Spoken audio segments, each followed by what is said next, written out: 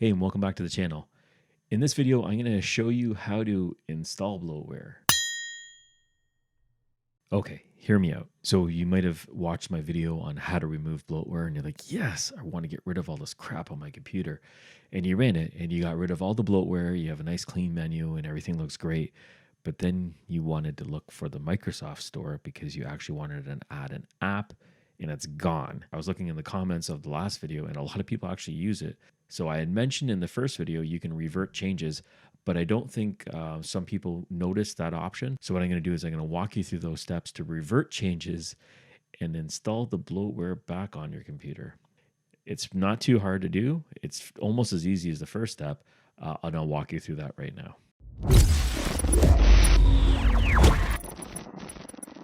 So we're going to begin at the login screen as if you just installed the bloatware, you've rebooted your computer, and you're ready to log back in.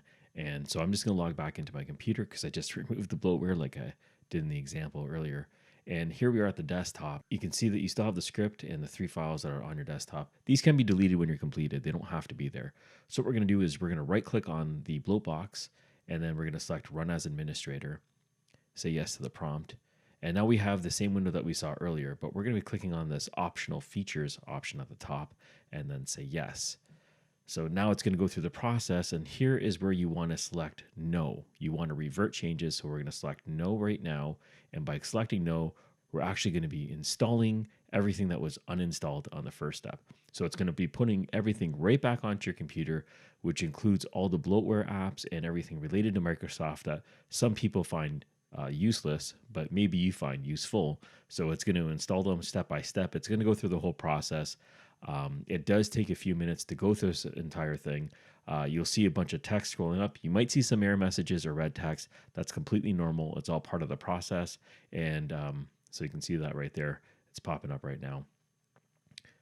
So we're going to let that run through. I believe it takes about 3 or 4 minutes to do this. At least that's how long it took on my computer. And maybe it takes a little bit longer on yours or shorter. Anyways, what I'm going to do is I'm just going to jump to the end of this installation process and show you what to do next. Okay, so the first prompt that comes up, and the only prompt that comes up, if you want to use Edge as your PDF viewer, and sure, why not? Say yes to that. And then lastly, it's going to ask you if you want to restart. All these changes have now been made. You can click on yes, it's going to restart your computer. It's going to shut everything down, and you'll get a restart screen like this and a little reboot, and then you're ready to log back in. And we're back at the login screen. I'm just going to type in my password, and it'll bring us back to the desktop over here. And at the desktop, you can see the files are still there, which can be deleted. You don't have to keep them. And in the start menu, you'll notice a lot of new options that are in here, like Cortana and I don't know, Groove Music, if you use that. A lot of other crap. But anyways, the one that you can type in right now is Microsoft Store. So if you type in Microsoft Store, the icon's not there, but it'll probably refresh later on. But the app is there, so you can click on it, and there is the wonderful Microsoft Store. So that is how you revert changes. Now, if you don't want to revert changes and you only want to remove specific things, you can run the bloatware box tool and just check the items that you want to remove.